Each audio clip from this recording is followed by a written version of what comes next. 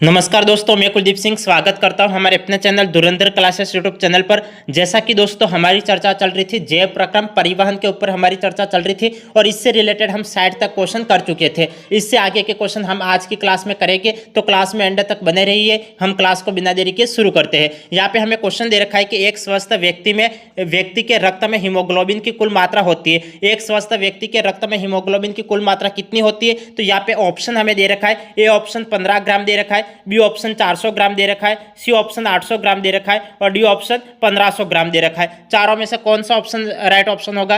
कि हम जानते हैं कि एक स्वस्थ व्यक्ति के रक्त में हीमोग्लोबिन की कुल मात्रा 800 ग्राम होती है, इसलिए इसका राइट आंसर क्या होगा? 800 ग्राम। सी ऑप्शन इसका करेक्ट ऑप्शन है।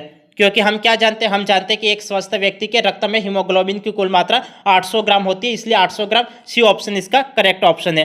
अब आगे देखिए, आगे हम 62 नंबर के क्वेश्चन के ऊपर बात करेंगे। 62 नंबर का क्वेश्चन क्या दे रखा है? देखिए यहाँ पे हमें क्वेश्चन दे रखा है कि सबसे कम पाए जाने वाला रक्त समूह कौन सा है? सबसे कम पाए जाने वाला रक्त समूह कौन सा है? यहाँ पे ए ऑप्शन हमें ओ दे रखा है, बी ऑप्शन हमें ए बी दे रखा है, सी ऑप्शन हमें ए दे रखा है और डी ऑप्शन हमें बी दे रखा है। चारों में से करेक्ट ऑप्शन कौन सा होगा? सबसे कम पाए जाने वाला रक्त समूह कौन सा होगा? सबसे कम पाया जाने वाला रक्त समूह ए ऑप्शन तो हमें ओ दे रखा है, तो ओ तो सबसे आम होता है क्योंकि यहाँ लगभग 40% होता है, इसलिए ए ऑप्शन तो इसका गलत ऑप्शन हो जाएगा। बी ऑप्शन ए बी दे रखा है, तो ए बी इसका राइट ऑप्शन होगा क्योंकि हम जानते हैं कि ए बी रक्त समूह सबसे कम पाया जाता है, क्योंकि यहाँ दोनों ए और बी एंटीजन की उपस्थिति के कारण दुर्लभ होता है, इसलिए इसका राइट ऑप्शन होता है ए बी। बी ऑप्शन इसका राइट ऑप्शन है क्योंकि ए बी लगभग 4% होता है, इससे ज्यादा नहीं होता है। और ओ तो सबसे आम होता है क्योंकि यह लगभग 40% होता है। और हमें क्या पूछा होता है? हमें क्वेश्चन दे रखा था कि सबसे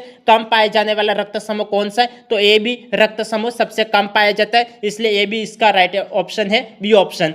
अब सी ऑप्शन दे रखा है ए, तो ए ऑप्शन इसका गलत ऑप्शन हो जाएगा क्योंकि हम जानते हैं कि ये सी ऑप्शन तो ए दे रखा है और डी ऑप्शन हमें बी दे रखा है। ए और बी ये ए बी की तुलना में अधिक पाए जाते हैं, इसलिए यहाँ पे सी ऑप्शन भी गलत ऑप्शन हो गया और यहाँ पे डी ऑप्शन भी इसका गलत ऑप्शन हो गया। तो समझ में आ गया हमें क्वेश्चन क्या दे रखा था और कौन सा ऑप्शन राइट ऑप्शन है। क्योंकि हमें यहाँ पे दे रखा था कि सबसे कम पाए जाने वाला रक्त समूह कौन सा है, तो ए बी सबसे कम पाया जाता है क्योंकि यहाँ लगभग 4% पाया जाता है। और ओ सबसे आम, ये ओ तो सबसे आम है क्योंकि यह लगभग 40% होता है। और ए बी, जो ए रक्त समूह ए है और रक्त समूह बी है वो ए बी की तुलना में अधिक पाए जाते हैं, इसलिए यहाँ पे सी और डी ऑप्शन भी गलत ऑप्शन है और बी ऑप्शन इसका करेक्ट ऑप्शन है। अब नेक्स्ट क्वेश्चन देखिए, 63 नंबर का क्वेश्चन देखिए। यहाँ पे 63 नंबर का क्वेश्चन क्या दे रखा है? देखिए हमें यहाँ पे क्वेश्चन दे रखा है कि निम्नलिखित में से कौन सा कथन सत्य है? कौन सा कथन सत्य है? यहाँ पे ए ऑप्शन हमें दे रखा है श्वेताणु केंद्रक रहित होते हैं, बी ऑप्शन दे रखा है पुरानी व क्षतिग्रस्त लाल रुधिर कणिकाएं प्लीहा में नष्ट होती है, सी ऑप्शन दे रखा है बिंबाणु का उत्पादन यकृत में होता है और डी ऑप्शन दे रखा है अकणिका श्वेत कोशिकाएं हिस्टामिन सेरोटोनिन और हेपेरिन स्रावित करती है। चारों में से करेक्ट ऑप्शन कौन सा है? हमें सत्य कथन की पहचान करनी है। यहाँ पे सत्य कथन कौन सा दे रखा है?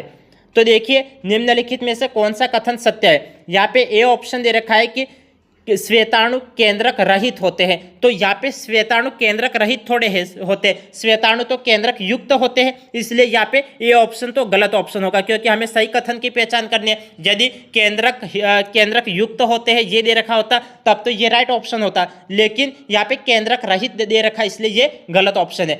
समझ में आ गया ए ऑप्शन क्यों गलत है? क्योंकि यहाँ पे केंद्रक रहित दे रखा इसलिए ये गलत है। यदि केंद्रक युक्त दे रखा होता तब तो ये राइट ऑप्शन हो जाता।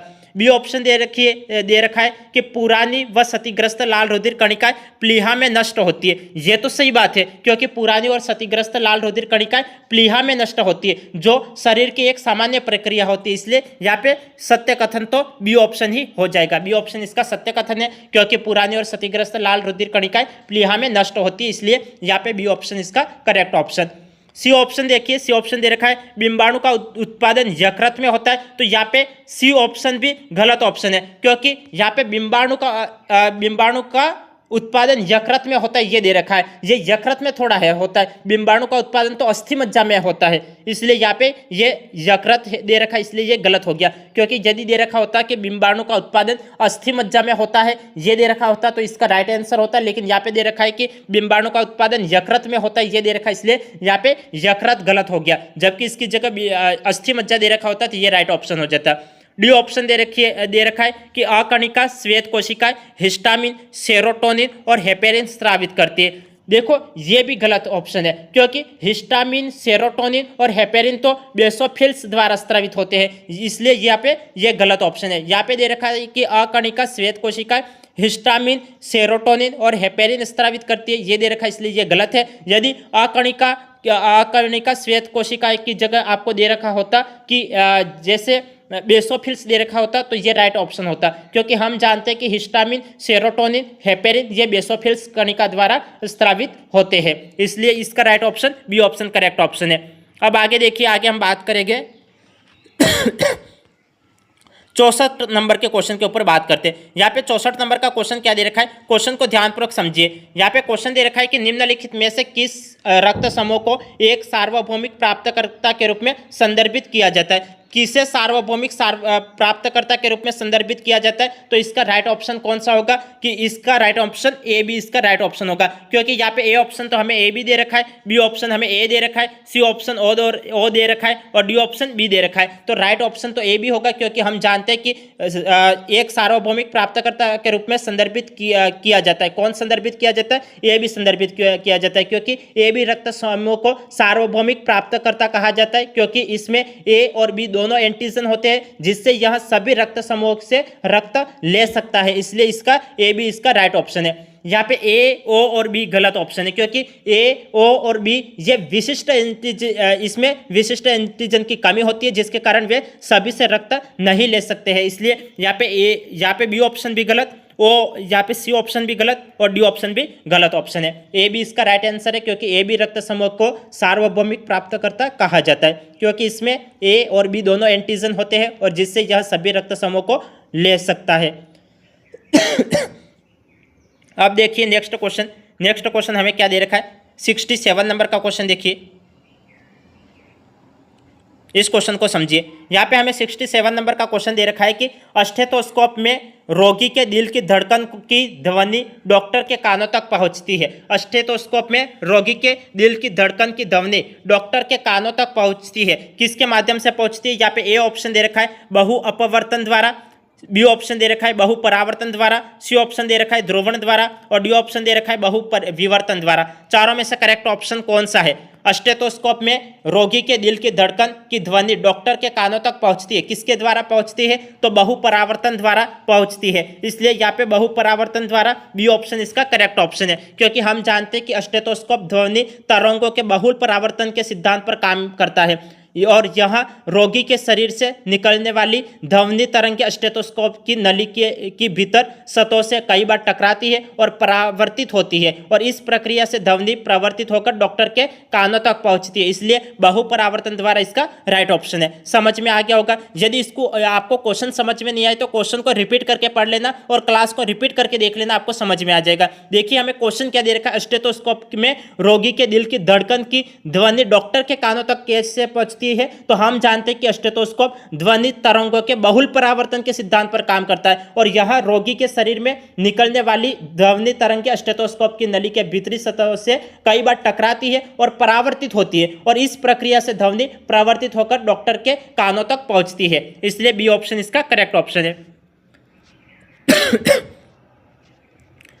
68 नंबर का क्वेश्चन देखिए। 68 नंबर का क्वेश्चन हमें क्या दे रखा है, यहाँ पे 68 नंबर का क्वेश्चन दे रखा है कि रक्त समूह ए बी के प्लाज्मा में उपस्थित प्रतिरक्षी एंटीबॉडी है, कौन से है। यहाँ पे ए ऑप्शन हमें दे रखा है केवल एंटी बी ऑप्शन दे रखा है केवल एंटी ए, सी ऑप्शन दे रखा है एंटी ए एवं एंटी बी दोनों और डी ऑप्शन दे रखा है न एंटी ए और न ही एंटी बी। चारों में से करेक्ट ऑप्शन कौन सा है। रक्त समूह ए बी के प्लाज्मा में उपस्थित प्रतिरक्षी है, कौन सा प्रतिरक्षी है, यहाँ पे कौन सा प्रतिरक्षी है। देखो प्रतिरक्षी बोला है, हम तो ये जानते हैं कि जैसे यहाँ पे प्रतिरक्षी मतलब एंटीबॉडी और एंटीजन में रात दिन का फर्क होता है, क्योंकि एंटीजन के बारे में हम जानते हैं कि जो रक्त समूह ए बी होता है, इस ए बी में ए और बी दोनों एंटीजन मौजूद होते हैं, और यहाँ पे बात की जा रही है एंटीबॉडी की बात की जा रही है, लेकिन प्लाज्मा में कोई भी एंटीबॉडी नहीं होती, इसलिए इसका राइट ऑप्शन होगा न ही एंटी ए और न ही एंटी बी, इसका राइट ऑप्शन होगा डी ऑप्शन इसका करेक्ट ऑप्शन है। क्योंकि देखिए यहाँ पे एंटीबॉडी की बात की जा रही है, और हम जानते हैं कि एंटीजन के बारे में भी जानते हैं और एंटीबॉडी के बारे में भी जानते हैं। एंटीजन के बारे में जानते हैं कि रक्त समूह ए बी में ए और बी दोनों एंटीजन मौजूद होते हैं, और यहाँ पे बात की जा रही है प्लाज्मा की बात की जा रही है, तो प्लाज्मा में कोई भी एंटीबॉडी नहीं पाई जाता है, इसलिए न ही एंटी ए और न ही एंटी बी, डी ऑप्शन इसका राइट ऑप्शन है। अब आगे देखिए नेक्स्ट 69 नंबर के क्वेश्चन के ऊपर बात करते हैं। 69 नंबर का क्वेश्चन क्या दे रखा है, देखिए यहाँ पे हमें क्वेश्चन दे रखा है कि शरीर में लोहे की कमी से कौन सी बीमारी होती है। शरीर में लोहे की कमी से कौन सी बीमारी होती है। यहाँ पे हमें ए ऑप्शन दे रखा है रिकेट्स, बी ऑप्शन दे रखा है एनीमिया, सी ऑप्शन दे रखा है स्कर्वी और डी ऑप्शन दे रखा है अधि रक्तस्राव।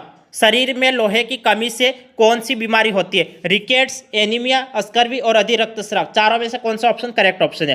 तो हम जानते हैं कि लोहे की कमी से रक्तहीनता जैसे एनीमिया जिसे हम कहते हैं, तो एनीमिया होती है, इसलिए इसका राइट ऑप्शन होगा बी ऑप्शन, एनीमिया इसका राइट ऑप्शन है। समझ में आ गया, क्योंकि शरीर में लोहे की कमी से कौन सी बीमारी होती है, तो एनीमिया होता है। क्या कौन सी बीमारी होती है, एनीमिया होती है। क्यों होती है, क्योंकि यह हीमोग्लोबिन निर्माण को प्रभावित करती है, इसलिए एनीमिया इसका राइट ऑप्शन है। ये ऑप्शन हमें रिकेट्स दे रखा है, रिकेट्स तो विटामिन डी की कमी के कारण होता है। यहाँ पे सी ऑप्शन हमें स्कर्वी दे रखा है, स्कर्वी तो विटामिन सी की कमी के कारण होता है, और अधि रक्तस्राव यहाँ रक्तस्राव से संबंधित होता है, इसलिए यहाँ पे डी ऑप्शन भी गलत ऑप्शन है। समझ में आ गया। यदि दे रखा होता कि विटामिन डी की कमी से कौन सी बीमारी होती है, तो विटामिन डी की कमी से रिकेट्स बीमारी होती है। यदि दे रखा होता विटामिन सी की कमी से कौन सी बीमारी होती है, तो विटामिन सी की कमी से स्कर्वी होती है। और अधि रक्तस्राव से तो अधि रक्तस्राव किससे होता है, तो रक्तस्राव से संबंधित होता है, इसलिए यहाँ पे ये भी गलत है। और यहाँ पे हमें दे रखा था कि लोहे की कमी से कौन सी बीमारी होती है, तो हम जानते हैं कि लोहे की कमी से एनीमिया होती है, क्योंकि यह हीमोग्लोबिन निर्माण को प्रभावित करती है, इसलिए बी ऑप्शन इसका करेक्ट ऑप्शन है। अब 70 नंबर का क्वेश्चन दे रखा है। 70 नंबर का क्वेश्चन देखिए, इस क्वेश्चन को समझिए। यहाँ पे हमें क्वेश्चन दे रखा है कि शरीर में लाल रुधिर कणिकाओं की कमी को कहते हैं। शरीर में लाल रुधिर कणिकाओं की कमी को क्या कहते हैं। यहाँ पे ए ऑप्शन हमें दे रखा है ग्लाइसीमिया, बी ऑप्शन हमें दे रखा है थ्रोम्बोसाइटोपिनिया, और सी ऑप्शन दे रखा है एनीमिया, और डी ऑप्शन दे रखा है लिपिडीमिया। चारों में से करेक्ट ऑप्शन कौन सा है। शरीर में लाल रुधिर कणिकाओं की कमी को कहते हैं। लाल रुधिर कणिकाओं की कमी को क्या कहते हैं, तो हम जानते हैं कि शरीर में लाल रुधिर कणिकाओं की कमी को एनीमिया कहते हैं, इसलिए इसका राइट ऑप्शन कौन सा है, एनीमिया। सी ऑप्शन इसका राइट ऑप्शन है। सी ऑप्शन इसका राइट ऑप्शन है, क्योंकि लाल रुधिर कणिकाओं की कमी को एनीमिया कहते हैं, इसलिए सी ऑप्शन इसका राइट ऑप्शन है। यहाँ पे ए ऑप्शन गलत ऑप्शन हो जाएगा, क्योंकि ये ग्लाइसीमिया तो ये रक्त शर्करा की कमी से होता है। ग्लाइसीमिया किसके द्वारा होता है, तो यह रक्त शर्करा द्वारा होता है। थ्रोम्बोसाइटोपिनिया यह है प्लेटलेट्स की कमी के कारण होता है। और लिपिडीमिया किससे होता है, तो लिपिडीमिया तो यह लिपिडीमिया को तो हम हाइपरलिपिडीमिया कहते हैं। इतना ध्यान रखना, क्योंकि इसमें रक्त में लिपिड और कोलेस्ट्रॉल जैसे ट्राइग्लिसराइड होते हैं, और यह असामान्य रूप से उच्च स्तर के होते हैं, इसलिए यहाँ पे लिपिडीमिया भी गलत ऑप्शन है। एनीमिया इसका राइट ऑप्शन है। थ्रोम्बोसाइटोपिनिया यह प्लेटलेट्स की कमी के कारण होता है, इसलिए यह भी गलत ऑप्शन है। और ग्लाइसीमिया यह रक्त शर्करा की कमी के कारण होता है, इसलिए यह भी गलत ऑप्शन है। एनीमिया सी ऑप्शन इसका राइट ऑप्शन है, क्योंकि शरीर में लाल रुधिर कणिकाओं की कमी से एनीमिया होता है। यहाँ पे आप देखिए 71 नंबर का क्वेश्चन। 71 नंबर का क्वेश्चन क्या दे रखा है, ये देखिए। रक्त में उपस्थित हीमोग्लोबिन में पाया जाता है। रक्त में उपस्थित हीमोग्लोबिन में पाया जाता है। हीमोग्लोबिन में क्या पाया जाता है, यहाँ पे ए ऑप्शन हमें कैल्शियम दे रखा है, बी ऑप्शन हमें सोडियम दे रखा है, और यहाँ पे सी ऑप्शन हमें आयरन दे रखा है, और डी ऑप्शन हमें मैग्नीशियम दे रखा है। चारों में से करेक्ट ऑप्शन कौन सा है। रक्त में उपस्थित हीमोग्लोबिन में पाया जाता है। हीमोग्लोबिन में क्या पाया जाता है, आयरन पाया जाता है। सी ऑप्शन इसका राइट ऑप्शन है, क्योंकि हम जानते हैं कि हीमोग्लोबिन में आयरन पाया जाता है, जो ऑक्सीजन परिवहन के लिए आवश्यक होता है, और यह तत्व ऑक्सीजन बंधन को सक्षम बनाता है, इसलिए इसका सी ऑप्शन इसका करेक्ट ऑप्शन है। आयरन इसका राइट ऑप्शन है। अब आगे देखिए, आगे 72 नंबर का क्वेश्चन पढ़ते हैं। 72 नंबर का क्वेश्चन क्या दे रखा है, देखिए हमें 72 नंबर का क्वेश्चन दे रखा है कि निम्न में से किसमें 4 कक्षीय हृदय पाया जाता है? किसमें 4 कक्षीय हृदय पाया जाता है? यहाँ पे ए ऑप्शन हमें मेंढक दे रखा है, बी ऑप्शन हमें मगरमच्छ दे रखा है, सी ऑप्शन हमें मछली दे रखा है और डी ऑप्शन हमें गिरगिट दे रखा है। तो 4 कक्षीय हृदय किसमें पाया जाता है? तो मगरमच्छ में 4 कक्षीय हृदय पाया जाता है, इसलिए मगरमच्छ इसका राइट ऑप्शन होता है। क्यों हो जाता है? क्योंकि हम जानते हैं कि मगरमच्छ में 4 कक्षीय हृदय होता है, क्योंकि उसमें 2 आलिंद और 2 निलय होते हैं, इसलिए मगरमच्छ इसका राइट ऑप्शन है। मेंढक में 3 कक्ष होते हैं। मेंढक में कितने कक्ष होते हैं? तो मेंढक में 3 कक्ष होते हैं। मछली में 2 कक्षक होते हैं और गिरगिट में भी 3 कक्षक होते हैं। तो हमें तो बोला था कि निम्न में से किसमें 4 कक्षीय हृदय पाया जाता है? तो मगरमच्छ में 4 कक्षीय हृदय पाया जाता है, मेंढक में 3 कक्ष होते हैं, मछली में 2 कक्ष होते हैं और गिरगिट में भी 3 कक्षक होते हैं। अब आगे देखिए, आगे नेक्स्ट 73 नंबर के क्वेश्चन के ऊपर हम बात करते हैं। 73 नंबर का क्वेश्चन क्या दे रखा है? देखिए इस क्वेश्चन को ध्यानपूर्वक समझिए। यहाँ पे हमें क्वेश्चन दे रखा है कि निम्न में से कौन सा रुधिर वर्ग वंशागति का अनुप्रयोग नहीं है? निम्न में से कौन सा रुधिर वर्ग वंशागति का अनुप्रयोग नहीं है? कौन सा नहीं है? यहाँ पे ए ऑप्शन हमें दे रखा है जनकीय विवादों का समाधान, बी ऑप्शन दे रखा है नवजात रक्त हिमोलिसिस का उपचार और सी ऑप्शन दे रखा है हीमोफीलिया जैसे आनुवांशिक विकारों का उपचार और डी ऑप्शन दे रखा है HIV-1 और HIV-2 संक्रमण का उपचार। चारों में से करेक्ट ऑप्शन कौन सा है? कौन सा वंशागति का अनुप्रयोग नहीं है, यह हमें बोल रखा है कि कौन सा वंशागति का अनुप्रयोग नहीं है।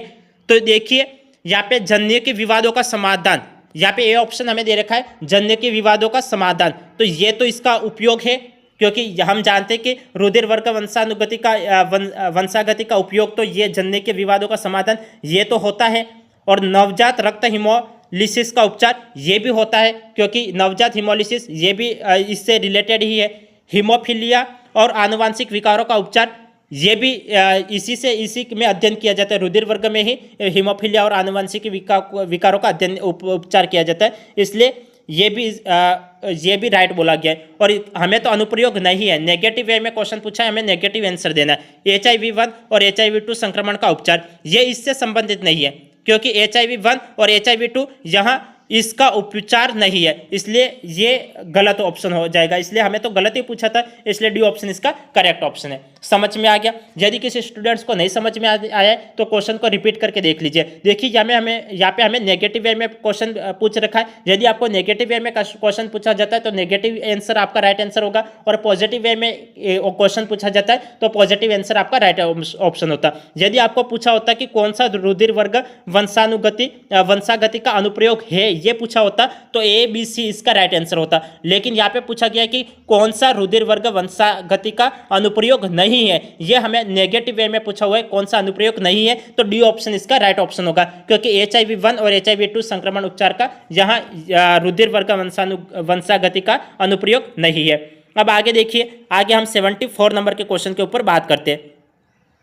74 नंबर का क्वेश्चन दे रखा है कि प्रतिरक्षा का सर्वाधिक संबंध है, प्रतिरक्षा असंक्रामयता का सर्वाधिक संबंध किससे है? यहाँ पे ए ऑप्शन हमें लिम्फोसाइटस दे रखा है, बी ऑप्शन हमें मोनोसाइटस दे रखा है, सी ऑप्शन हमें लाल रुधिर कणों दे रखा है और डी ऑप्शन हमें थ्रोम्बोसाइटस दे रखा है। चारों में से करेक्ट ऑप्शन कौन सा है? प्रतिरक्षा का सर्वाधिक संबंध किससे? प्रतिरक्षा का सर्वाधिक संबंध लिम्फोसाइटस से है, तो लिम्फोसाइटस ये ऑप्शन इसका करेक्ट ऑप्शन होगा, क्योंकि हम जानते हैं कि लिम्फोसाइटस एंटीबॉडी बनाकर और रोगाणुओं को नष्ट कर प्रतिरक्षा प्रदान करता है, इसलिए लिम्फोसाइटस इसका राइट ऑप्शन है। क्योंकि हमें प्रतिरक्षा के बारे में पूछा गया था कि प्रतिरक्षा का सर्वाधिक संबंध किससे है, ये तो लिम्फोसाइटस से, क्योंकि लिम्फोसाइटस एंटीबॉडी बनाकर और रोगाणुओं को नष्ट कर प्रतिरक्षा प्रदान करता है, इसलिए लिम्फोसाइट ए ऑप्शन इसका करेक्ट ऑप्शन है।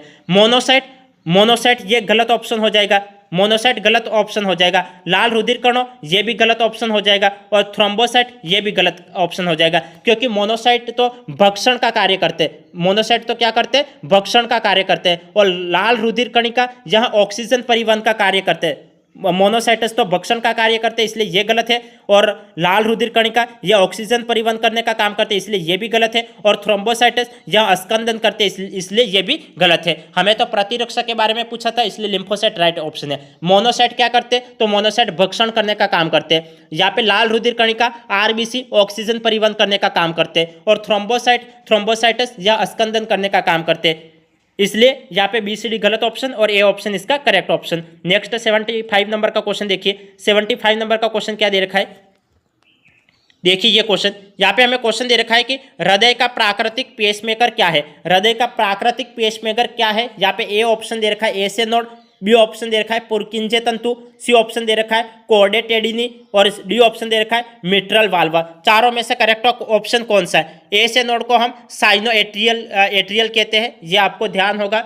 यहाँ पे हमें दे रखा है कि हृदय का प्राकृतिक पेसमेकर क्या है, तो हृदय का प्राकृतिक पेसमेकर कौन सा है, तो ए से नोड ही है। तो ए से नोड, यहाँ पे ए ऑप्शन इसका करेक्ट ऑप्शन है, ए से नोड इसका करेक्ट ऑप्शन है, क्योंकि हम जानते हैं कि हृदय का प्राकृतिक पेसमेकर ए से नोड होता है जो दाहिने आलिंद में स्थित होता है और लगातार विद्युतीय आवेग उत्पन्न करता है, जिससे स्वस्थ हृदय की सामान्य लय और गति निर्धारित होती है। इसलिए ए से नोड इसका राइट ऑप्शन है। ए से नोड को हम साइनो एट्रियल कहते हैं, ये भी आपको ध्यान रखना है कि ए से नोड को क्या कहते हैं। तो ए से नोड, ए से तो शॉर्टकट नाम दे रखा है और आपको डिटेल में जानना है तो ए से नोड को साइनो एट्रियल कहते हैं। और हृदय का प्राकृतिक पेसमेकर क्या है ये पूछा गया था, तो हृदय का प्राकृतिक पेसमेकर साइनो एट्रियल होता है जो दाहिने आलिंद में स्थित होता है और लगातार विद्युतीय आवेग उत्पन्न करता है, जिससे अस्वस्थ हृदय की सामान्य लय और गति निर्धारित होती है। इसलिए ए ऑप्शन इसका करेक्ट ऑप्शन है। अब आगे देखिए, आगे हम नेक्स्ट 76 नंबर के क्वेश्चन के ऊपर बात करते हैं। 76 नंबर का क्वेश्चन क्या दे रखा है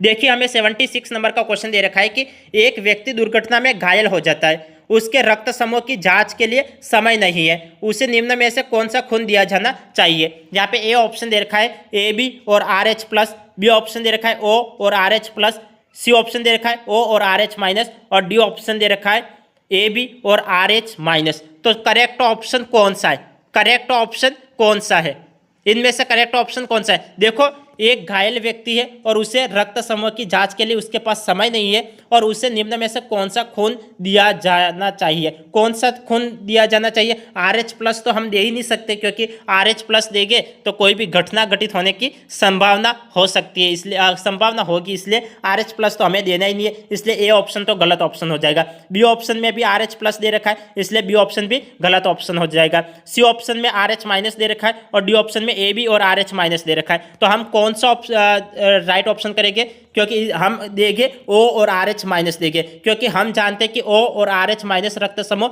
सभी रक्त समूह को सुरक्षित रूप से दिया जा सकता है, क्योंकि इसमें कोई प्रतिजन नहीं होता है, इसलिए इसका राइट ऑप्शन ओ और RH माइनस ही इसका राइट ऑप्शन होगा। इसका राइट ऑप्शन कौन सा होगा? ओ और RH माइनस इसका राइट ऑप्शन होगा, क्योंकि हम जानते हैं कि ओ और RH माइनस रक्त समूह सभी रक्त समूह को सुरक्षित रूप से दिया जा सकता है। क्यों दिया जा सकता है? क्योंकि हम जानते हैं कि इसमें कोई प्रतिजन नहीं होता है, इसलिए यहाँ पे ओ और RH माइनस इसका करेक्ट ऑप्शन हो जाएगा। यहाँ पे ए बी और RH माइनस ये गलत ऑप्शन हो जाएगा, ये डी ऑप्शन भी गलत हो जाएगा और बी ऑप्शन भी गलत ऑप्शन हो जाएगा और यहाँ पे ए ऑप्शन भी गलत ऑप्शन हो जाएगा, क्योंकि यहाँ पे ए बी और RH प्लस दे रखा है और यहाँ पे डी ऑप्शन में ए बी और RH माइनस दे रखा है। तो हम जानते हैं कि जो A B R A plus और या फिर ए बी और RH माइनस केवल ए बी प्लस को देते हैं, केवल किसको देते हैं? केवल ए बी प्लस को देखते हैं, क्योंकि यहाँ पे ए बी और RH प्लस दे रखा है ए ऑप्शन में और डी ऑप्शन में ए बी और RH माइनस दे रखा है। तो ये तो केवल और केवल ए बी प्लस को दिया जाता है, ना कि सभी को दिया जाता है, इसलिए यहाँ पे ए और डी गलत हो गया। यहाँ पे दे रखा है कि ओ और RH प्लस, ये बी ऑप्शन में दे रखा है। बी ऑप्शन क्यों गलत हो गया? क्योंकि ओ और RH प्लस है वो क्या है कि अधिकतर क्या है कि जोखिम भरा होता है, इसलिए इसको तो देना ही नहीं चाहिए, इसलिए बी ऑप्शन गलत है, ए ऑप्शन भी गलत है और डी ऑप्शन भी गलत है। सी ऑप्शन इसका राइट ऑप्शन है, सी ऑप्शन इसका राइट ऑप्शन है, ये बात ध्यान में रखिए। अब आगे देखिए, आगे बात करते हैं 77 नंबर के क्वेश्चन के ऊपर। 77 नंबर का क्वेश्चन क्या दे रखा है, ये देखिए। यहाँ पे 77 नंबर का क्वेश्चन दे रखा है कि स्फिग्मोग्रेनोमीटर एक उपकरण है जो मापने का काम आता है। स्फिग्मोग्रेनोमीटर एक उपकरण है जो मापने का काम आता है। क्या मापने का काम आता है? यहाँ पे देखिए, ए ऑप्शन हमें रक्तदाब दे रखा है, बी ऑप्शन हमें रक्त शर्करा दे रखा है, सी ऑप्शन हमें हृदय की धड़कन दे रखा है और डी ऑप्शन हमें कोलेस्ट्रॉल दे रखा है। चारों में से कौन सा ऑप्शन राइट ऑप्शन होगा? तो स्फिग्मोग्रेनोमीटर एक उपकरण है जो मापने के काम आता है। क्या मापने के काम आता है? तो रक्तदाब मापने के काम आता है, इसलिए ए ऑप्शन इसका करेक्ट ऑप्शन है, क्योंकि हम जानते हैं कि स्फिग्मोमेनोमीटर यहाँ रक्तदाब मापने का उपकरण होता है, इसलिए यहाँ पे ए ऑप्शन इसका राइट ऑप्शन है। अब आगे देखिए, आगे हम 78 नंबर के क्वेश्चन के ऊपर बात करते हैं। 78 नंबर का क्वेश्चन क्या दे रखा है, मानव का सामान्य रक्तदाब कितना होता है। मानव का सामान्य रक्तदाब, ये तो इससे सेम क्वेश्चन शायद इससे रिलेटेड मैं आपको पहले भी व्याख्या कर चुका है। इस क्वेश्चन को तो आप खुद भी कर सकते हो। मानव का सामान्य रक्तदाब कितना होता है, तो मानव का सामान्य रक्तदाब 120/80 मिमी प्रति पारा होता है। यहाँ पे A option he correct option है। सभी ऑप्शन को पढ़ने की आवश्यकता नहीं है, क्योंकि हमें बी ऑप्शन 90/140 मिमी पारा दे रखा है, ये गलत ऑप्शन है। सी ऑप्शन हमें 120/160 मिमी पारा दे रखा है, ये भी गलत है। और डी ऑप्शन 85/150 मिमी पारा दे रखा है, ये भी गलत ऑप्शन है। ए ऑप्शन इसका राइट ऑप्शन है, क्योंकि हम जानते हैं कि सामान्य रक्तदाब 120/80 होता है, जिसमें 120 तो सिस्टोलिक होता है और 80 डायस्टोलिक होता है। इसलिए 120 सिस्टोलिक और 80 डायस्टोलिक, यहाँ पे ए ऑप्शन इसका करेक्ट ऑप्शन है। नेक्स्ट क्वेश्चन देखिए 79 नंबर का क्वेश्चन। 79 नंबर का क्वेश्चन देखिए, यहाँ पे हमें क्वेश्चन क्या दे रखा है, 79 नंबर देखिए, इस क्वेश्चन को समझिए। यहाँ पे हमें क्वेश्चन दे रखा है कि दावा दे रखा है कि मानव में लाल रक्त कोशिकाएं डिस्क के आकार की होती है। मानव में लाल रक्त कोशिकाएं डिस्क के आकार की होती है, ये सही बात है या फिर गलत बात है। हम तो जानते हैं कि ये तो सही बात है, क्योंकि ये डिस्क के आकार की होती है, क्योंकि मानव में लाल रक्त कोशिकाएं डिस्क के आकार की होती है और जो द्विकोणीय होती है, इसलिए यहाँ पे ये ए ऑप्शन तो राइट ऑप्शन है। ये दावा तो राइट दे रखा है। यहाँ पे बी दे रखा है कारण, आरबीसी का यह आकार गैसों के आदान प्रदान में सहायक होता है, क्योंकि यह बड़ी सतह क्षेत्र प्रदान करता है। सही विकल्प चुने, हमें सही विकल्प चुनना है। तो देखिए यहाँ पे दावा दे रखा है कि मानव में लाल रक्त कोशिकाएं डिस्क के आकार की होती है, ये तो सही बात बोल रखा है, क्योंकि हम जानते हैं कि मानव लाल रक्त कोशिकाएं होती है वो डिस्क के आकार की होती है, इसलिए यहाँ पे ये तो राइट ऑप्शन है, दावा तो सही है। और यहाँ पे कारण दे रखा है कि आरबीसी का यह आकार गैसों के आदान प्रदान में सहायक होता है, क्योंकि यह बड़ी सतह प्रदान करता है, ये भी राइट ऑप्शन है। क्योंकि हम जानते हैं कि यह जो डिस्क के आकार की होती है, ये तो सही बात है, क्योंकि यह डिस्क के आकार की होती है और बड़ी सतह क्षेत्र से आयतन अनुपात प्रदान करता है, और जो ऑक्सीजन और कार्बन डाइऑक्साइड के कुशल प्रसार के लिए यह आवश्यक होती है। इसलिए यहाँ पे ये भी इसका राइट ऑप्शन होगा, क्योंकि गैसों के आदान प्रदान दे रखा है और इसमें गैसों का आदान प्रदान होता है, क्योंकि कार्बन डाइऑक्साइड का ये आदान प्रदान वगैरह होता रहता है। तो यहाँ पे ये भी राइट ऑप्शन है। तो देखिए ए ऑप्शन दे रखा है, ए और आर दोनों सत्य है और आर ए की सही व्याख्या है। तो यहाँ पे ए ऑप्शन इसका राइट ऑप्शन है, क्योंकि दोनों एक दूसरे से संबंधित है, दोनों एक दूसरे से संबंधित है। इसलिए यहाँ पे भी लाल रक्त कोशिका की बात की जा रही है और यहाँ पे भी लाल रक्त कोशिका की बात की जा रही है। यहाँ पे इसलिए ए ऑप्शन इसका राइट ऑप्शन होगा। बी ऑप्शन देखिए, ए और आर दोनों सत्य है, लेकिन आर ए की सही व्याख्या नहीं करता है, सही व्याख्या कर रहा है, इसलिए ये गलत। यहाँ पे असत्य दे रखा है, इसलिए ये गलत। यहाँ पे भी असत्य दे रखा है, इसलिए ये भी गलत। तो राइट ऑप्शन कौन सा है, ए ऑप्शन इसका करेक्ट ऑप्शन है। अब आगे देखिए, आगे हम 80 नंबर के क्वेश्चन के ऊपर बात करते हैं। 80 नंबर का क्वेश्चन क्या दे रखा है, यहाँ पे हमें क्वेश्चन दे रखा है कि वह अंग जो आरबीसी रेड ब्लड सेल का कब्रिस्तान कहलाता है, क्या है। यहाँ पे ए ऑप्शन हमें दे रखा है रक्त, बी ऑप्शन दे रखा है तिल्ली, सी ऑप्शन दे रखा है टॉन्सिल और डी ऑप्शन दे रखा है पेट। चारों में से करेक्ट ऑप्शन कौन सा है, वह अंग जो आरबीसी का कब्रिस्तान कहलाता है, कौन सा है। तो आरबीसी का कब्रिस्तान कौन सा है, तो तिल्ली है, वो आरबीसी का कब्रिस्तान है। इसलिए यहाँ पे बी ऑप्शन इसका करेक्ट ऑप्शन है, क्योंकि हम जानते हैं कि तिल्ली पुरानी या क्षतिग्रस्त लाल रक्त कोशिकाओं को छानकर नष्ट करती है और उसका निपटान करती है, और प्लीहा एक रक्त फिल्टर के रूप में कार्य करती है, जो इन सभी मृत और खराब हो चुकी रक्त लाल कोशिकाओं को हटा देती है, जिससे रक्त की शुद्धता बनी रहती है। इसलिए तिल्ली इसका राइट ऑप्शन है। तिल्ली को हम प्लीहा भी कहते हैं, ये भी ध्यान में रखना, क्योंकि तिल्ली और प्लीहा एक ही बात है। प्लीहा बोलो चाहे तिल्ली बोलो, यदि प्लीहा बोलो तो भी राइट ऑप्शन होगा, क्योंकि प्लीहा और तिल्ली एक ही नाम होते हैं। और हमें यही दे रखा था कि वह अंग जो आरबीसी का कब्रिस्तान कहलाता है, क्या है, तो तिल्ली आरबीसी का कब्रिस्तान कहलाता है।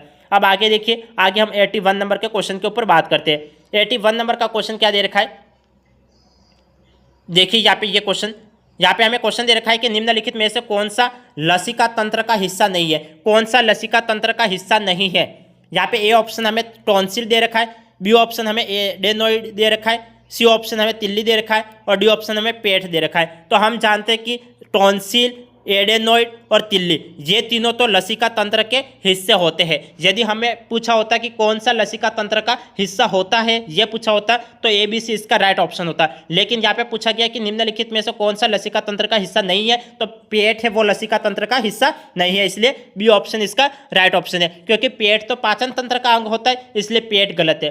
पेट गलत है, क्योंकि हमें तो लसिका तंत्र के बारे में पूछा हुआ है कि कौन सा लसिका तंत्र का हिस्सा नहीं है, तो लसिका तंत्र का हिस्सा है ये पूछा होता टॉन्सिल, एडेनोइड और तिल्ली इसका राइट आंसर होता, क्योंकि ये ए बी सी ये तीनों ऑप्शन है वो लसिका तंत्र के हिस्से है, लेकिन लसिका तंत्र के हिस्से नहीं है। कौन से लसिका तंत्र के हिस्से नहीं है? पेट लसिका तंत्र का हिस्सा नहीं है, क्योंकि हम जानते हैं कि पेट पाचन तंत्र का अंग होता है, इसलिए यहाँ पे डी ऑप्शन इसका राइट ऑप्शन है।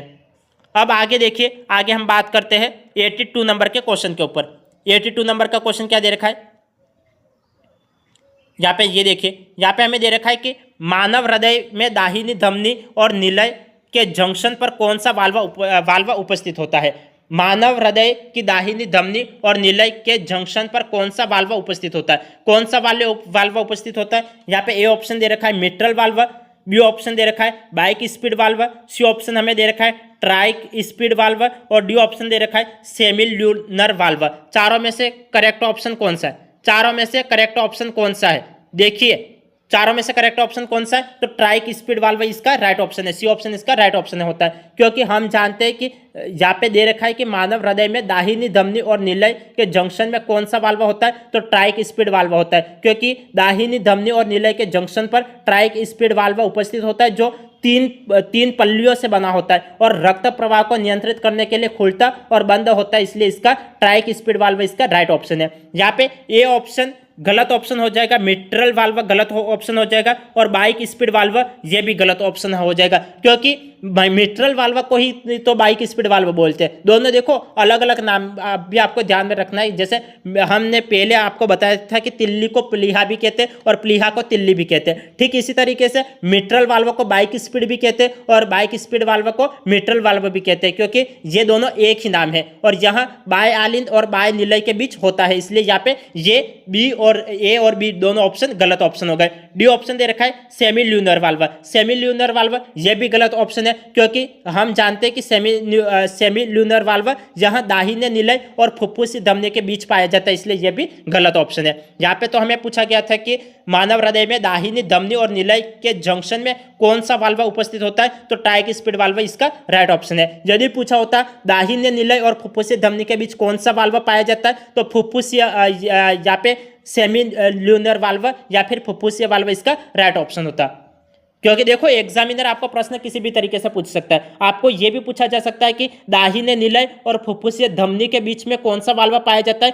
तो सेमी ल्यूनर वाल्व पाया जाता है, यहाँ पे डी ऑप्शन इसका राइट ऑप्शन होता। यदि पूछा होता कि बाह्य आलिंद और बाह्य निलय के बीच में कौन सा वाल्व उपस्थित होता है, तो मिट्रल वाल्व या बाइक स्पीड वाल्व इसका राइट ऑप्शन होता है, क्योंकि बाह्य आलिंद और बाह्य निलय के बीच में मिट्रल वाल्व या फिर बाइक स्पीड वाल्व पाया जाता है, ये दोनों एक ही नाम है। अब आगे देखिए, आगे हम बात करते हैं 83 नंबर के क्वेश्चन के ऊपर। 83 नंबर का क्वेश्चन क्या दे रखा है? देखिए यहाँ पे 83 नंबर का क्वेश्चन दे रखा है कि निम्न में से कौन सा रक्त का निर्माण तत्व नाभिक नहीं रखता है? निम्न में से कौन सा रक्त का निर्मित तत्व नाभिक नहीं रखता है? कौन सा निर्मित तत्व नाभिक नहीं रखता है? यहाँ पे ए ऑप्शन हमें दे रखा है प्लेटलेट्स, बी ऑप्शन हमें न्यूट्रोफिल्स दे रखा है, सी ऑप्शन हमें इसिनोफिल्स दे रखा है और डी ऑप्शन हमें बेसोफिल्स दे रखा है। चारों में से करेक्ट ऑप्शन कौन सा है? निम्नलिखित में से कौन सा रक्त का निर्मित तत्व नाभिक नहीं रखता है? कौन सा नाभिक नहीं रखता है? तो प्लेटलेट्स है वो नाभिक नहीं रखता है, इसलिए ये ऑप्शन इसका करेक्ट ऑप्शन है, क्योंकि हम जानते हैं कि प्लेटलेट्स में नाभिक होता ही नहीं है, इसलिए यहाँ पे ए ऑप्शन इसका राइट ऑप्शन है। ए ऑप्शन इसका राइट ऑप्शन है, क्योंकि इसमें नाभिक नहीं होता है और ये अस्थि मज्जा में मेगोकैरियोसाइट्स से बने होते हैं और ये डिस्क के आकार के कोशिका खंड होते हैं, इसलिए इसका प्लेटलेट्स इसका राइट ऑप्शन है। अब यहाँ पे बी ऑप्शन हमें न्यूट्रोफिल्स दे रखा है, सी ऑप्शन हमें इसिनोफिल्स दे रखा है और डी ऑप्शन हमें बेसोफिल्स दे रखा है। ये तो गलत ऑप्शन है, क्योंकि ये जो न्यूट्रोफिल्स है, इसिनोफिल्स है और बेसोफिल्स है, ये तो श्वेत रक्त कोशिकाओं के प्रकार होते हैं, इसलिए यहाँ पे ये तो गलत ऑप्शन है। ये तो गलत ऑप्शन है। न्यूट्रोफिल्स, इसिनोफिल्स और बेसोफिल ये श्वेत रक्त कोशिकाओं के प्रकार होते हैं, इसलिए ये गलत ऑप्शन है और प्लेटलेट इसका राइट ऑप्शन है, क्योंकि न्यूट्रोफिल्स और इसिनोफिल्स और बेसोफिल्स इसमें तो नाभिक होता है, इसमें तो क्या होता है, इसमें नाभिक होता है और यहाँ पे प्लेटलेट्स में नाभिक नहीं होता, इसलिए ये ऑप्शन इसका राइट ऑप्शन है, क्योंकि हमें यही पूछा था कि कौन से तत्व में नाभिक नहीं होता है, तो प्लेटलेट्स में नाभिक नहीं होता है। अब आगे देखिए,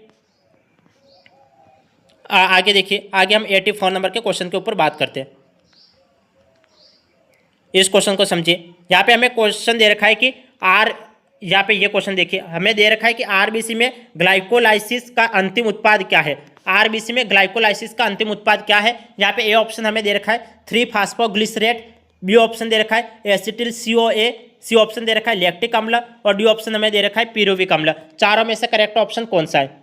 आरबीसी में ग्लाइकोलाइसिस का अंतिम उत्पाद क्या है, तो आरबीसी में ग्लाइकोलाइसिस का अंतिम उत्पाद क्या होता है, तो लैक्टिक अम्ल होता है, इसलिए लैक्टिक अम्ल इसका राइट ऑप्शन है। लैक्टिक अम्ल सी ऑप्शन इसका राइट ऑप्शन, क्योंकि हम जानते हैं कि आरबीसी में ग्लाइकोलाइसिस का अंतिम उत्पाद लैक्टिक अम्ल होता है, इसलिए इसका राइट ऑप्शन लैक्टिक अम्ल, सी ऑप्शन इसका करेक्ट ऑप्शन है। अब नेक्स्ट देखिए, नेक्स्ट 85 नंबर के क्वेश्चन के ऊपर बात करते हैं।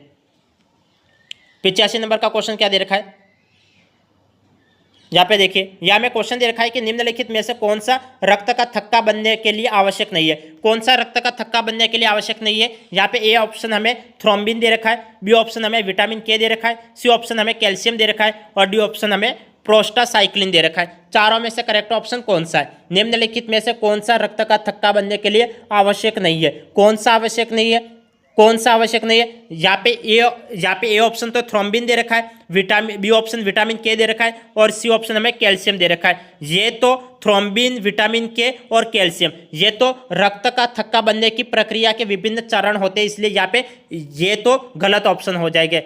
और राइट ऑप्शन कौन सा होगा, यहाँ पे डी ऑप्शन इसका राइट ऑप्शन होगा, क्योंकि हमें यही पूछा गया था कि निम्नलिखित में से कौन सा रक्त का थक्का बनने के लिए आवश्यक नहीं है। तो कौन से आवश्यक नहीं है, तो प्रोस्टासाइक्लिन ये आवश्यक नहीं है। और यदि कौन से आवश्यक है ये पूछा होता तो थ्रोम्बिन, विटामिन के और कैल्शियम इसका राइट ऑप्शन होता, क्योंकि थ्रोम्बिन, विटामिन के और कैल्शियम रक्त का थक्का बनने की प्रक्रिया के विभिन्न चरणों में आवश्यक होते हैं, इसलिए यहाँ पे ए बी सी गलत ऑप्शन हो गए। और कौन सा आवश्यक नहीं है, तो प्रोस्टासाइक्लिन ये आवश्यक नहीं है, क्योंकि प्रोस्टासाइक्लिन यहाँ तो रक्त का थक्का बनने के लिए आवश्यक होता ही नहीं है। क्यों आवश्यक नहीं होता, क्योंकि यहाँ प्लेटलेट्स के एकत्रीकरण को रोकता है और वासोडिलेटर के रूप में कार्य करता है, इसलिए यहाँ पे डी ऑप्शन तो गलत ऑप्शन, अभी डी ऑप्शन इसका राइट ऑप्शन है, क्योंकि नेगेटिव वे में क्वेश्चन पूछा हुआ है। और आपको यही बात ध्यान में रखनी, अधिकतर स्टूडेंट क्या करते हैं कि कौन सा पॉजिटिव वे में क्वेश्चन पूछा हुआ है और कौन सा नेगेटिव वे में क्वेश्चन पूछा हुआ है ये ध्यान में नहीं रखते और सीधा आंसर टिक कर लेते हैं, जिससे उनका आंसर गलत हो जाता है, आते हुए भी गलत हो जाता है।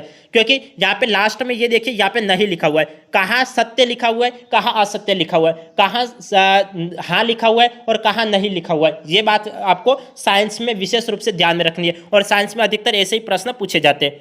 अब आगे देखिए, आगे हमें क्वेश्चन दे रखा है कि 86 नंबर का क्वेश्चन देखिए, यहाँ पे हमें क्वेश्चन दे रखा है कि निम्नलिखित में से कौन सा आरबीसी का उत्पादन में वृद्धि का कारण नहीं बनेगा। कौन सा आरबीसी के उत्पादन में वृद्धि का कारण नहीं बनेगा। यहाँ पे ए ऑप्शन हमें दे रखा है उच्च ऊंचाई, बी ऑप्शन दे रखा है रक्तस्राव, सी ऑप्शन दे रखा है रक्त बैंक को रक्तदान और यहाँ पे डी ऑप्शन दे रखा है पॉलीसाइथेमिया। चारों में से करेक्ट ऑप्शन कौन सा है। चारों में से करेक्ट ऑप्शन कौन सा है। यहाँ पे देखिए, यदि किसी स्टूडेंट्स को क्वेश्चन नहीं समझ में आता है तो क्वेश्चन को रिपीट करके देख लेना, और यदि फिर भी नहीं समझ में आता है तो क्लास को रिपीट करके देखिए। यहाँ पे दे रखा है कि निम्नलिखित में से कौन सा आरबीसी उत्पादन में वृद्धि का कारण नहीं बनेगा। कौन सा वृद्धि का कारण नहीं बनेगा, उच्च ऊंचाई, रक्तस्राव, रक्त बैंक को रक्तदान और डी ऑप्शन पॉलीसाइथेमिया। चारों में से करेक्ट ऑप्शन कौन सा है। चारों में से करेक्ट ऑप्शन कौन सा है, तो रक्त बैंक को रक्तदान, ये इसका राइट ऑप्शन हो जाएगा, सी ऑप्शन। क्योंकि हम जानते हैं कि रक्त बैंक को रक्तदान यहाँ उत्पादन में वृद्धि का कारण नहीं बनेगा। क्यों नहीं बनेगा, क्योंकि यहाँ दाता के शरीर में आरबीसी की संख्या को अस्थायी रूप से कम कर देता है, ये अस्थायी रूप से कम कर देता है, ये वृद्धि का कारण नहीं बनेगा। ये इसलिए इसका यहाँ पे रक्त बैंक को रक्तदान इसका राइट ऑप्शन है। यह उच्च ऊंचाई, यहाँ पे ए ऑप्शन उच्च ऊंचाई, ये तो गलत ऑप्शन हो जाएगा, क्योंकि उच्च ऊंचाई पर तो ऑक्सीजन का स्तर कम होता है और जिसके कारण शरीर का अधिक आरबीसी उत्पादन करता है ताकि ऑक्सीजन की आपूर्ति बढ़ सके, इसलिए यहाँ पे ये ऑप्शन तो गलत ऑप्शन है। हमें तो यहाँ पे नेगेटिव वे में पूछा हुआ था, इसलिए ए ऑप्शन इसका राइट ऑप्शन होगा। और यहाँ पे बी ऑप्शन तो हमें रक्तस्राव दे रखा है, बी ऑप्शन रक्तस्राव। देखिए, रक्तस्राव से रक्त की मात्रा और ऑक्सीजन ले जाने की क्षमता कम हो जाती है, जिससे शरीर एरिथ्रोपोइटिन स्राव को बढ़ाता है और आरबीसी उत्पादन में वृद्धि करता है, इसलिए यहाँ पे ये भी वृद्धि कर रहा है। उच्च ऊंचाई ये भी वृद्धि कर रहा है, इसलिए यहाँ पे ये भी ए ऑप्शन भी गलत ऑप्शन हो गया और बी ऑप्शन भी गलत ऑप्शन हो गया। डी ऑप्शन पॉलीसाइथेमिया ये भी गलत ऑप्शन हो जाएगा, क्योंकि पॉलीसाइथेमिया भी आरबीसी की संख्या को बढ़ाता है, क्योंकि ये भी पॉलीसाइथेमिया भी एक ऐसी स्थिति होती है जिसमें आरबी की संख्या सामान्य रूप से बढ़ती रहती है, इसलिए यहाँ पे ये भी गलत ऑप्शन हो गया। हमें पूछा था नेगेटिव वे में, आपको ये देखो मैंने पहले भी बोल रखा है, आपको पॉजिटिव वे में क्वेश्चन पूछा है तो पॉजिटिव वे में आंसर देना है, और नेगेटिव वे में क्वेश्चन पूछा हुआ है तो नेगेटिव वे में आंसर देना है। और यहाँ पे हमें दे रखा था कि कौन सा आरबीसी उत्पादन में वृद्धि का कारण नहीं है, तो कौन सा वृद्धि का कारण नहीं है, नेगेटिव वे में क्वेश्चन पूछा इसलिए नेगेटिव आंसर देना है। रक्त बैंक को रक्तदान ये वृद्धि का कारण नहीं है, रक्त बैंक को रक्तदान ये वृद्धि का कारण नहीं है, क्योंकि यह नहीं है। इसका क्या कारण है, क्योंकि हम जानते हैं कि यह दाता के शरीर में आरबीसी की संख्या को अस्थायी रूप से कम कर देता है, इसलिए कम कर देता है तो ये वृद्धि का कारण थोड़ी हुआ, तो यहाँ पे नहीं यही पूछा हुआ था, इसलिए यहाँ पे सी ऑप्शन राइट ऑप्शन है। उच्च ऊंचाई ये भी वृद्धि करता है, और रक्तस्राव ये भी वृद्धि करता है, और पॉलीसाइथेमिया ये भी वृद्धि करता है, इसलिए ए बी डी गलत ऑप्शन है और सी ऑप्शन इसका राइट ऑप्शन है। अब आगे देखिए, आगे हम 87 नंबर के क्वेश्चन के ऊपर बात करते हैं। 87 नंबर का क्वेश्चन देखिए, इस क्वेश्चन को समझिए। यहाँ पे हमें क्वेश्चन दे रखा है कि मानव रक्त का सामान्य पीएच स्तर होता है।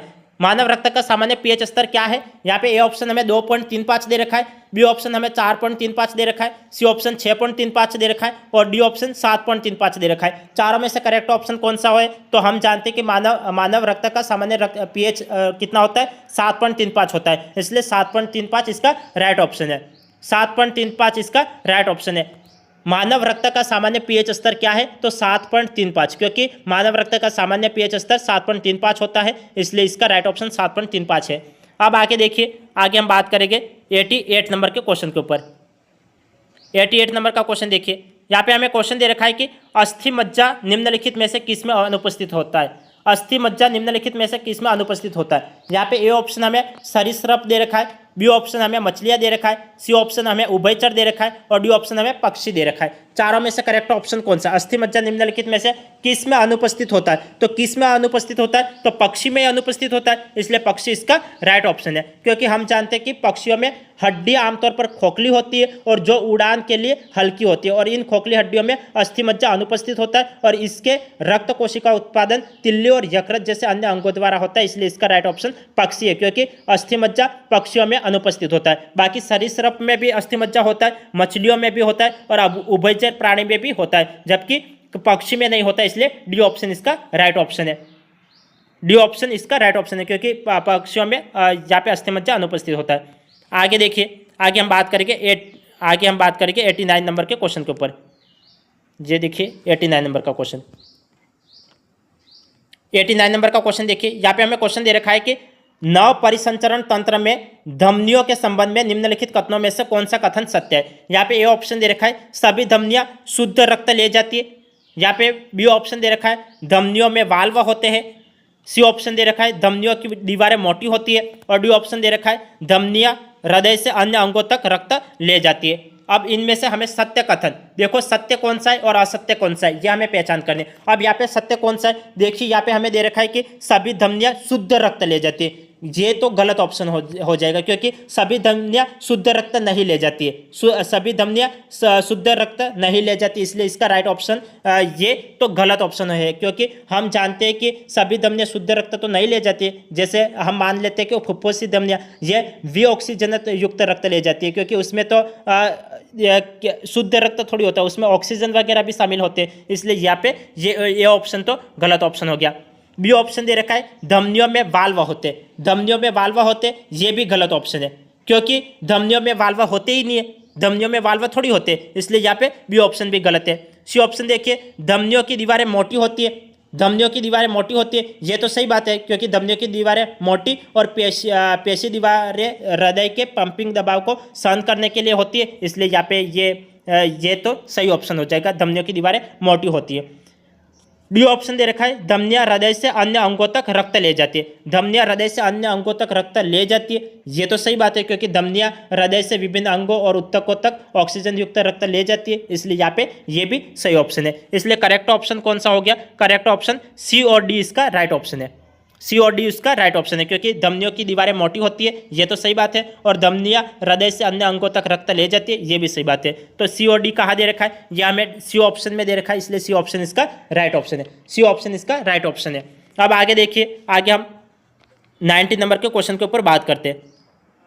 90 नंबर का क्वेश्चन दे रखा है कि मानव हृदय के बारे में नीचे दिए गए विकल्पों में से गलत कथन की पहचान कीजिए। देखो मैंने आपको यही बता रखा है कि साइंस सब्जेक्ट में आपको कौन सा सही है और कौन सा गलत है, और कौन सा सही नहीं है और कौन सा सही है। इस तरीके से प्रश्न आपको पूछे जाते हैं, सत्य है असत्य है, कौन सा सही है कौन सा गलत है। तो इस टाइप के प्रश्न आपको ध्यान में रखना है। यदि आप पूरा प्रश्न पढ़ लेते हो लेकिन लास्ट में केवल सही है और गलत है ये इतना ध्यान में नहीं रखा तो आपका क्वेश्चन गलत हो जाएगा, क्योंकि आते हुए भी स्टूडेंट गलत कर लेते हैं, क्योंकि यही ध्यान में नहीं रह पाता है कि कौन सा सही है और कौन सा गलत है। बच्चे नहीं पूछा हुआ है, नेगेटिव वे में पूछा हुआ है तो पॉजिटिव आंसर टिक करके आ जाते, और यदि पॉजिटिव पूछा हुआ है तो नेगेटिव टिक करके आ जाते, तो वहां पे गलती कर लेते। तो यहाँ पे दे रखा है कि गलत कथन की पहचान कर रहे हैं, हमें गलत कथन कौन सा है यह हमें पहचान करनी है। तो गलत कथन कौन सा है, तो देखिए यहाँ पे ए ऑप्शन दे रखा है, महाधमनी दाहिने निलय से उत्पन्न होती है।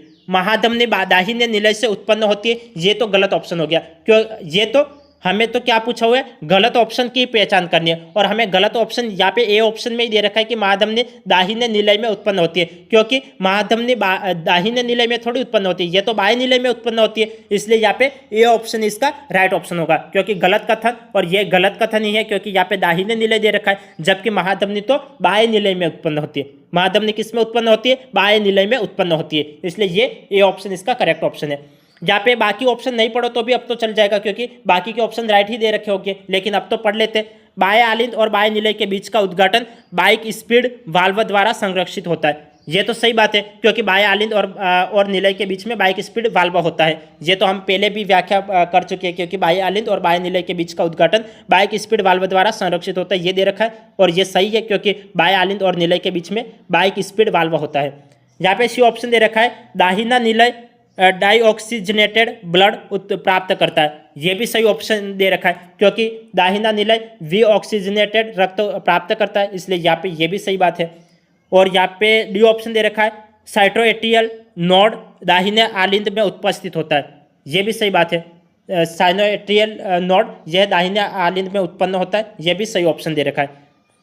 तो यहाँ पे गलत कथन की पहचान करनी थी, इसलिए गलत कथन कौन सा है, ये ऑप्शन ही गलत कथन है। बाकी यहाँ पे बी भी सही दे रखा है, सी भी सही दे रखा है, और डी भी सही दे रखा है, इसलिए ये ऑप्शन इसका राइट ऑप्शन है। तो आज के सारे क्वेश्चन आपको समझ में आ गए होंगे, ऐसी मैं आपसे अपेक्षा करता हूँ। यदि आपको वीडियो अच्छा लगे तो वीडियो को लाइक करना और ज़्यादा से ज़्यादा दोस्तों तक शेयर करना बिल्कुल भी ना भूले। तो आज की क्लास को यही एंड कर लेते हैं, फिर मिलते हैं अगली क्लास में। तब तक के लिए आपका दिन शुभ रहे, धन्यवाद।